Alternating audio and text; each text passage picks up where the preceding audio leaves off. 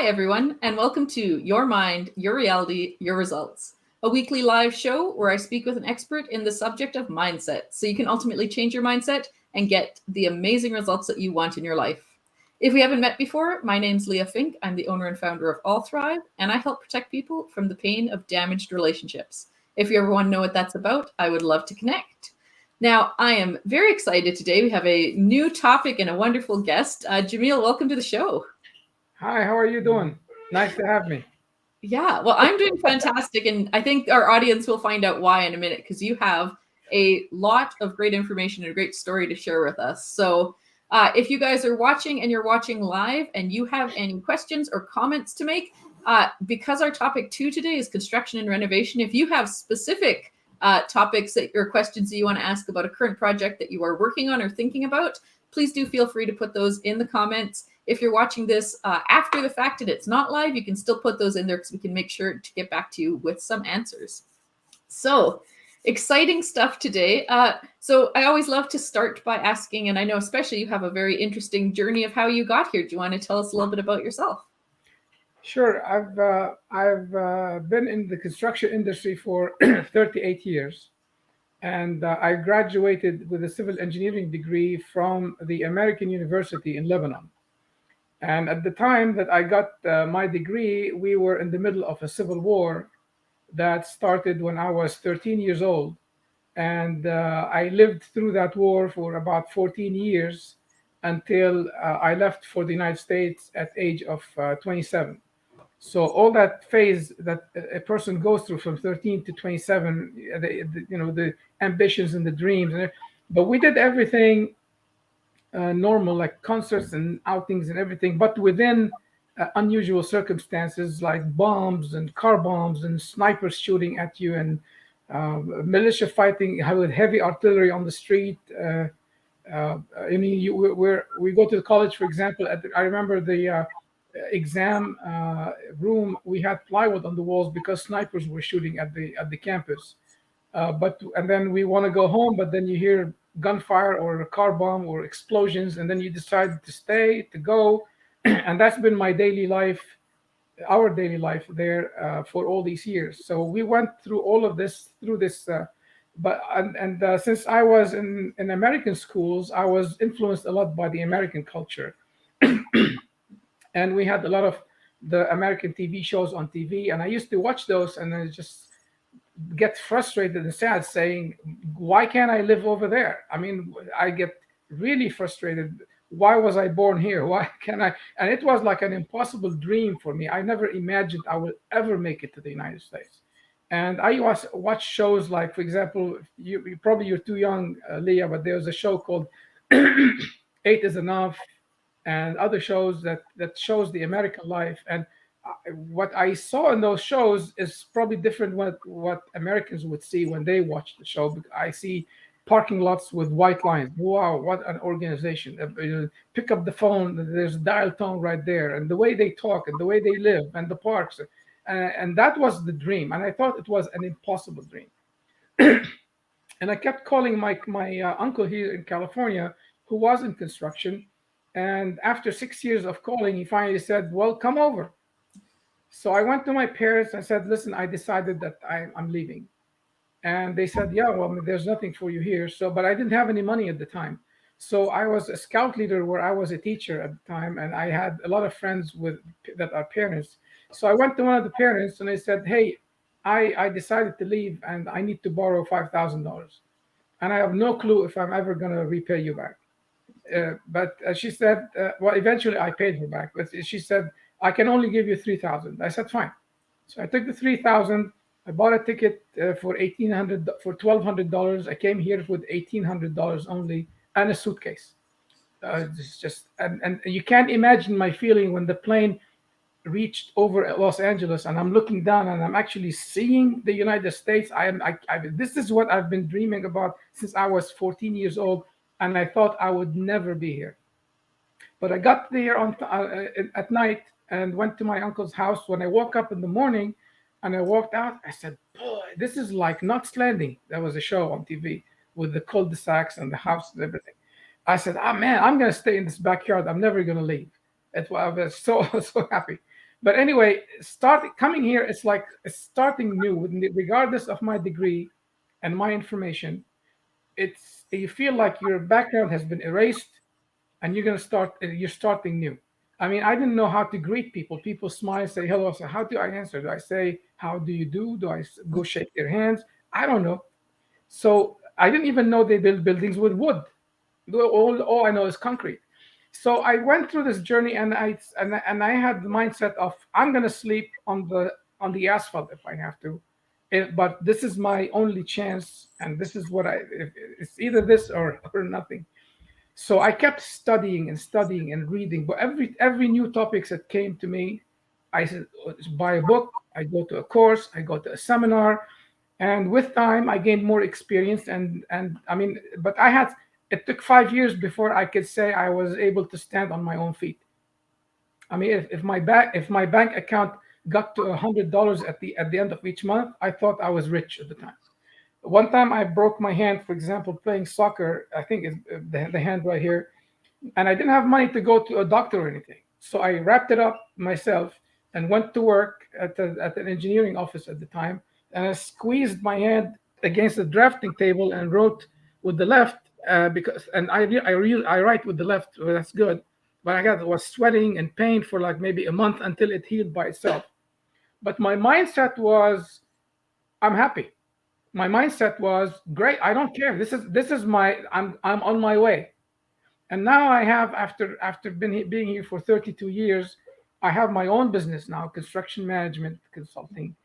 I mean, I've done everything in construction, from digging dirt myself to managing projects on site to being a project manager, senior manager, and now my own consulting business, and now public speaking and training and coaching, which I love to do. And I have a family with twins. Now they're in college, and I can really say I'm living every dream I had. I can really say that, as simple as it is, but to me it was an impossible thing. And in Dallas, where I met Leah, I completed my last piece of my dream, which is going to South Fork Ranch because I used to watch Dallas TV show, and now I'm watching the reruns after I went there, and I'm looking at the table and the pool, and though I was there. So I count my blessings every day. I'm really grateful for everything. Well, thank you for sharing your story. I recognize that some of it obviously is outside the realm of directly construction, but I also think with this show being about mindset, and today we're talking about, renovation mindset, how you work in that, but also just as a brief, maybe inspirational boost to people about how you choose to live your life, your determination and passion with your goals. I just really wanted you to have that chance to share that. So thank you for adding that. And Okay. yeah, and we're going to now switch tracks a little bit because obviously you do have now this 38-year wealth of experience in construction, now in North American construction even, and really wanting to get the chance to lean on your expertise a bit because I don't know what percentage of people have do renovations or construction projects. I know the last couple of years a lot of people have taken them on, and I personally know people that have had some challenges working with contractors and making sure that they were taken care of and their place was taken care of. And I'm really excited to hear because you have 5 tips, that things that people should keep in mind. And if you want to start out, we could just jump right in. Well, I mean, you're right, because part of my work is doing expert witness for construction lawyers on construction litigation, and I have seen many times, especially on residential construction, whether it's a small renovation or addition, and it got escalated into a costly litigation, because simply the owners did not know how to manage contractors properly, and they got themselves into a legal trouble. Had they had an expert, or they learned how to do it, most of these problems could have been solved at a fraction of the cost. And I would start with the first tip. I mean, there's plenty of tips to talk about, but because of time, I will just talk about few that are really important. Yeah. The first step I want to tell people about is develop the scope of your work for the project as complete as you can before you put the project out there to get estimates from contractors. Because when you are giving the project plans for contractors to bid, they are going to estimate what they can see on the plans that they can actually estimate. Yeah. And when you do changes down the line in the middle of construction, then it becomes a change order, and the cost of it will become much more than when they're bidding competitively to get the project. And it starts with the architect. So when an owner wants to do a project, I'm not talking about like a small project, just open a window somewhere. I mean, a handyman can do that for you. But let's say as a project at home, most people will hire an architect at the beginning. Now, the way architects give you their proposals is they estimate how many hours they plan to spend or they predict to spend on drafting, design, meetings, going to the site, etc. And then they put their budget, and that's their fee. So if you don't have your scope of work completely developed, then you want to ask for changes from the architect. Let's not, I mean, let's forget the contractor for a second. If you want to ask a small change from the architect, like, can you move this window 2 feet to the left or something, that might mean another 10, 15, 20 hours of additional drafting and changing the detail, the section, the elevation, and they will charge you for it.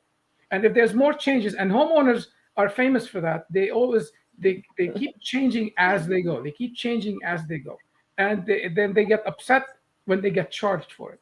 Well, people don't work for free, neither architects or contractors. So sit down with your architect at the beginning, at your property, and dream your project, and write down everything you can think about, especially site conditions, what I call site conditions. That means the property conditions itself. Well, there's something in the way of this ramp, and there's a tree that needs to come out. So put removal of the tree on your plans, for example. Otherwise, it'll be a surprise at construction stage. What do you think about this? Take your time. The more you take your time in pre-construction, the more you save money during construction. Yeah. So after you develop all that scope, okay, architect, what's your price for this? Now you're getting a competitive price even from the architect. Now, I'm not saying you don't ever change your mind, but realize that when you change your mind, it's money. Now, the plans have to include all the scope and details. Architects are famous, especially on residential projects, to think that I'm going to put minimum details and the contractor will figure it out. And no, because the contractor will say, I need this new column to the existing beam, and I need a detail before I can go. And then you go to the architect to get the detail, the contractor will hit you with a change order saying, I did not account for this because it wasn't on the plans. Yeah. And the same thing with contractors. Don't rush it. Give them the plans, have them come visit the site, discuss the scope, walk together, and then get a price. And if you want to do changes along the line of the construction, it happens all the time. Try to minimize those because they will cost you more during construction.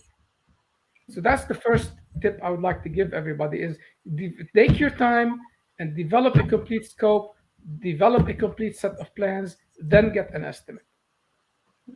That sounds a lot like the fail to plan, plan to fail, right? Yeah. That you need to take the time ahead of time. And I like especially talking, because I'm a relationship person, talking with them and really communicating what you want, not just suggesting a couple things and expecting that they'll be able to read your mind is a really important part. And just if not, recognizing that the cost of your not putting in that work ahead of time is going to be a monetary cost, and you're going to have to pay that. That's not fair to rely on the architect to pay out that difference, in your opinion.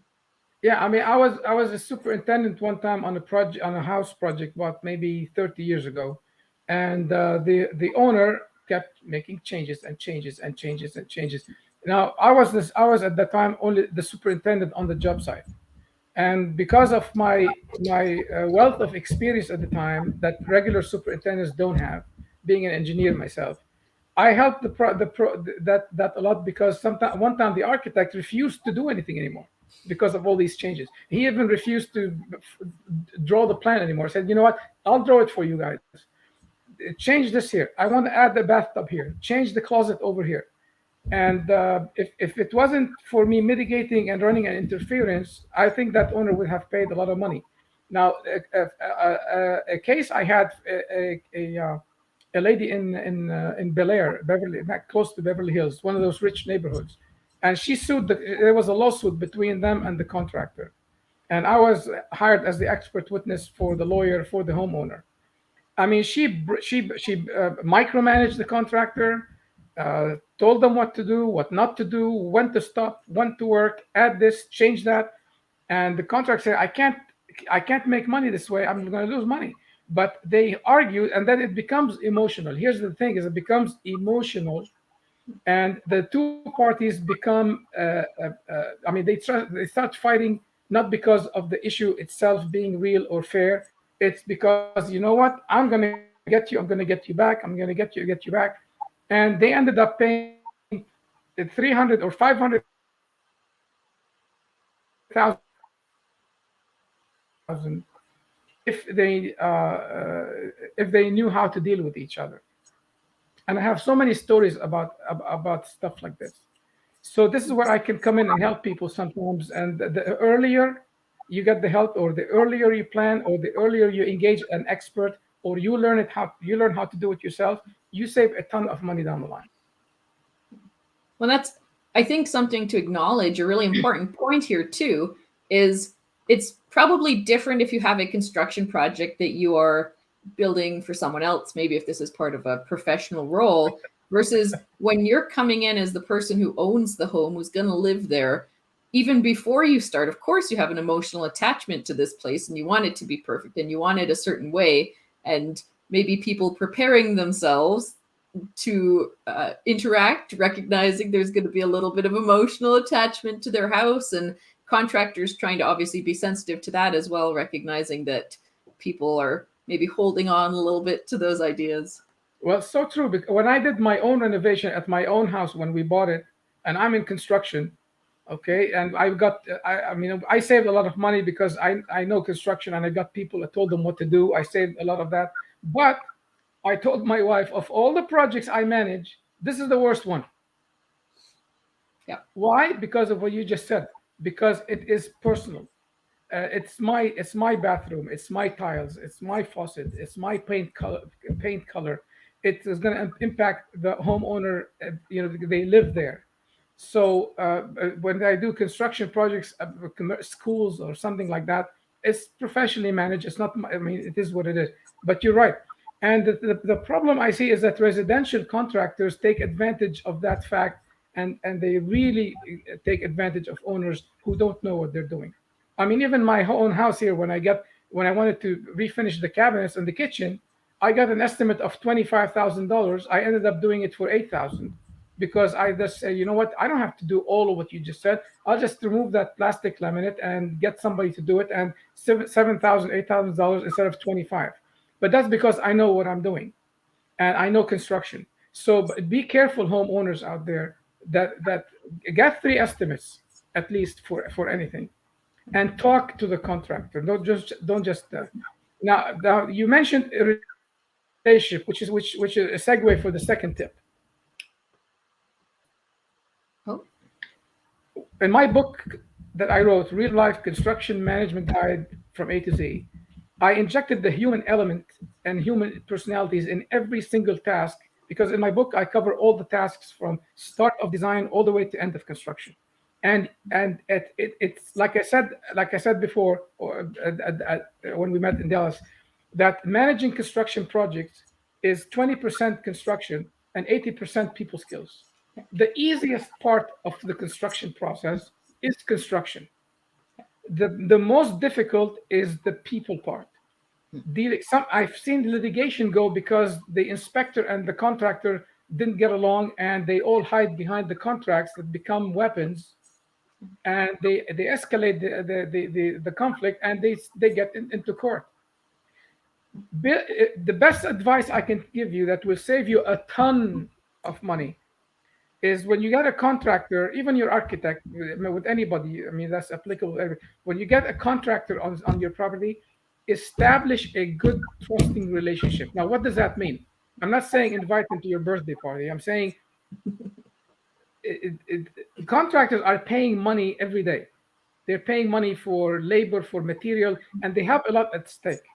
If they feel that when they give you an invoice, you're gonna play games to cut it down, or if there's a change order, you're gonna come up with a smart argument to tell them, no, it's your fault. You should have estimated this, so I'm not paying you anything. Something like this. Now that cuts the relationship right there. And if you face another problem on site on your project, which you will, instead of having that contractor on your corner and help you solve this problem for a fraction of the cost, that contractor is going to say, well, I don't trust this owner. That last time they did this to me. So it'll be, I'll give you a small example. I wanted to add some lights in my backyard. I went to the store, I bought the lights, and they recommended an electrician that I didn't know before. So they gave me an appointment to come in on a Friday, I think, at noon, and he showed up at 3. But he gave me an estimate already before he came in. He gave me an estimate. I described the work. He gave me an estimate. He was too far to come and see it. 4 hours, 5 hours, and they gave us. The one he came at 3 p.m., not 12. Now I had the choice here. Do I give him a lot of a hard time because he was late? What happened happened. It's not going to change. No, I showed understanding that, you know what, John, I understand. You know, traffic, you were busy. It happens. Don't worry about it. Just get going. Now, the difference is they can continue pleasant doing work while they're happy on the job site. That means if they're happy at my backyard, if they face a problem, which they did, some fence conditions and some trees and things, instead of solving it because they were happy, they would say, "Hey, I didn't bid on having a tree in my way or this thing dropping down 6 inches. That's going to be an extra, $200 or something." But because they were happy, they solved it. Oh, you know what? I can figure it out. I can go around this. Now I noticed they spent 7 8 hours, not 4, but like they estimated. So I thought to myself, I'm going to pay. I mean, they were not wasting time. I saw them. They gave me an invoice with 7 hours and paid it with zero arguments because I thought it was fair. That relationship building means a lot. What happened next? I wanted to add more lights to the backyard 2 weeks down the line. Yeah. I just called John. John, I have the same thing. I need to add a couple more lights. Okay, I'll be there Saturday. I'll take care of it. We didn't talk price. We don't talk. Didn't talk. Give me an estimate. He came in. He did the work. He charged me for lesser hours than they actually did, and they went. They were left very happy. And next time I call him, guess what's going to happen? So that to contractors means money. And contractors will go to the house where they will get paid. They will not, they will hesitate to go to the house where the owner is going to be difficult and playing games and being smart like that. So building the relationship with your contractor based on that will, I guarantee you, will save you a ton of money. Because especially if you're doing renovation, or let's say you're adding a story or you're expanding, you're going to face existing conditions when they start cutting the walls and ceilings that the architects would have never thought about. Yeah. So with the relationship, the contractor will go, I know what to do. I'll take care of it for you. It's probably another $1,500. Yeah, go ahead, do it. Versus, okay, Jamil, we're gonna have to stop, and we'll come back when you give me a detail from the architect. Now the work stops. I have to go to the architect, pay them to do a detail, send it to the contractor. Most likely, it's going to be a ridiculous detail, and the contractor will say that doesn't work because the architects they don't like to waste time to go to job sites to look at things very much. And call me when you're ready. Now I'm losing 2 weeks, maybe. I'm getting a cost. And then when I call them and it's ready, oh, you know what? We just started another job, and I'll be back in 3 weeks. So relationships will save you money. That's my second tip. So I completely agree with you. I think relationships or I'm just gonna not even I think relationships are foundational to any piece like that where you're working with someone else. Can I ask, because most of our audience is going to be people who want renos done and not contractors, what when you're looking for a contractor and you're meeting with these different people, I know some people just want to play the price game, right? They want the cheapest person who can come in and do it. But what are you looking for in a contractor to feel trust towards them? All right, very good question. Excellent question. There's many things that the owner will have to check before hiring the contractor. Number one, you check their license. By law, they have to have their license on their business card, estimate, all their publications. So do you go to the licensing board or whatever? I don't know what's in Canada, but here we have a licensing board. You check the license and you make sure it's still valid, it's not expired, and there's no claims against it. That's number one. Number two, you can ask for references. Say, can I go see a sample of your work? Of course, they're going to give you their best samples and their best references, but at least you get an idea. And three, of course, you have to make sure that the scope is complete, and you look at the prices. Also, you need to get insurance certificates, general liability insurance certificate naming you, the owner, and your spouse, because you're both on the deed of the house probably, as additionally insured. That means if something happens on the job site, you're insured now. And if they have workers, you have to also ask for a copy of their workers' compensation insurance certificate, because if a worker gets hurt on your property, you might be liable. And so those are the first things you have to look at, other than your gut feeling when you're talking to the contractor. And many people will have a good talk and a good sales, but when it comes to work, they're a disaster. And now and then there's many things I can talk about for probably hours and hours about how to properly manage a contractor so that you don't get into issues. And that take probably more time than we have here. But I'll be happy to talk to anybody if they want to call later on and they have a situation, they want an opinion. I'll be happy to help them. Well, I mean, I'll reiterate this at the end, and I really appreciate that you've made yourself open to, if people watching this have a question about their construction, about a certain contractor or what they should do, please obviously reach out to Jamil. He is an expert in this. Use his knowledge because he's offered it very generously and freely. Before we do start wrapping up, I wanted to just take a minute or two to speak to something that I think is particularly important and relevant, which is, as a young woman, I know when I get contractors into my house, I've done most of my own renovations. I have amazing parents who taught me everything, especially my mom. But as a woman, I get a contractor coming into my house, I feel very defensive and like I have to prove all my knowledge so they won't take advantage of me, because I know other women who have had this experience, right? That they don't know a lot about renos. So do you have any suggestions, particularly for women who are the ones hiring contractors and speaking with them? Well, first, I would say that what you said apply to men as well, that don't know what they're doing, the homeowners. But there is a dynamic when it is a man and a woman dealing in construction versus man and a man and a man, and there's a dynamic. My advice would be is just like you said in any relationship, be nice, uh, uh, feel strong that you know what you're doing, you know what you want. You don't know construction, so be it. You know what? No, not everybody knows construction. If you talk to two or three different contractors about the same project, you can get advice, and then you can make up your mind in a better way. Don't be bossy. I mean, I've seen that, and I don't want to be offensive to women because I love women and I have women in my life. I'm not biased about women or men or anything, but there is a dynamic that is a reality, especially in construction, that was male dominant all the time. They don't like the women clients, or even in construction, that want to come in. Hey, I want to prove that I am tough and I'm going to talk to you tough. I mean, it's not productive, and men kind of shy away from that. They say, you know what, I don't want to deal with this. But they would move mountains for you, because of that dynamic man woman. They would move mountains for you if you come across as, hey, I'm going to be nice, I appreciate you being here, I need your help, and I need your expertise to get this project done. I'm not saying be weak and submissive and things. That's not what I'm saying.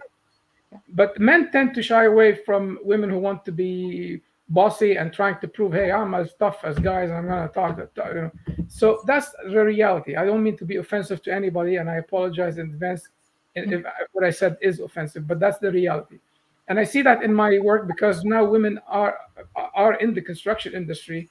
I mean, way much more than when I first started, Yeah. and that's perfectly and fine. It actually sometimes improves the dynamic of the meetings when it's instead of being all guys, talking, guy stuff the way they do.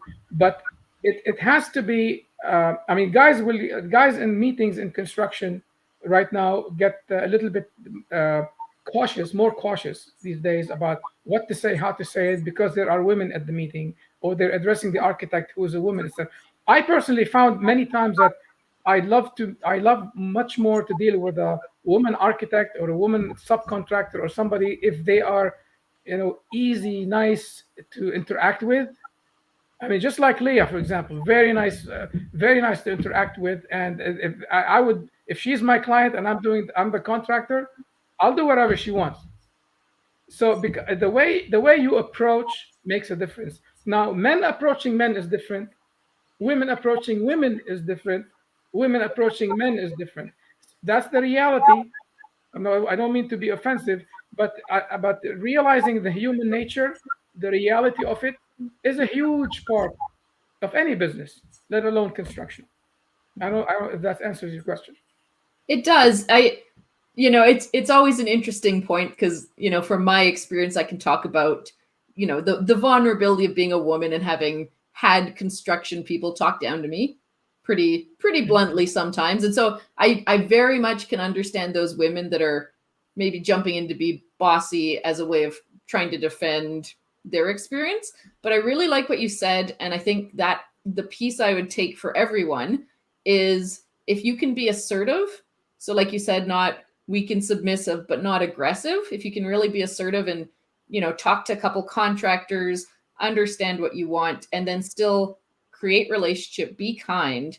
That's really the way to approach this, right? For anyone that you're coming forward, you're recognizing, hey, I'm going to want things a certain way, and I'm not going to be a jerk to my contractors. I'm going to work with them and build that is such a Yeah. strong way to approach. So here's one tip. If I one last tip. If you want to go talk to your contractor and he's out on your property, ask for tell the guy what you want, and then ask him to give you solutions versus no, don't do it this way, I want you to do it that way, and cut it here, and then just leave him alone.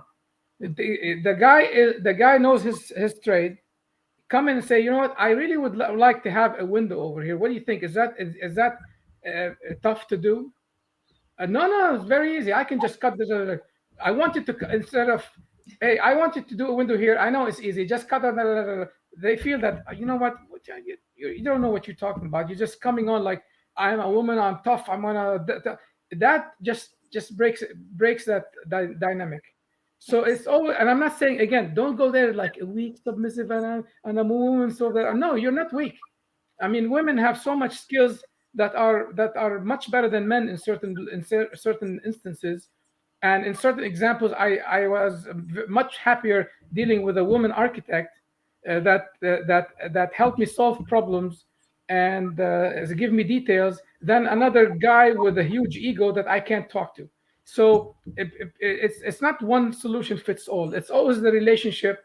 Gauge it to the people that are with you. Woman, man, doesn't matter.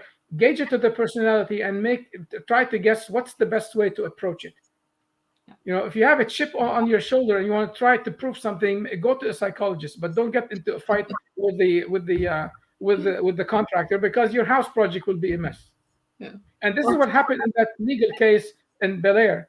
It's Yeah. the woman, the wife, the owner, just got in their face all the time.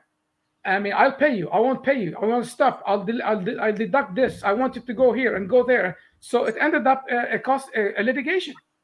Yeah. Because of that conflict, and it cost them about $500,000. So relationship is key.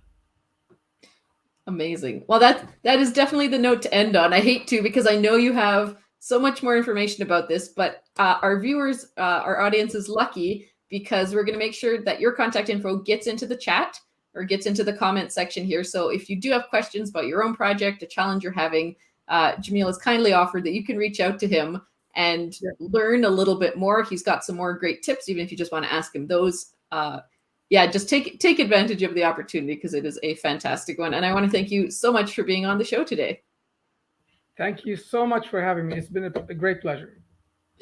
Excellent. We'll see you all later. Thank you.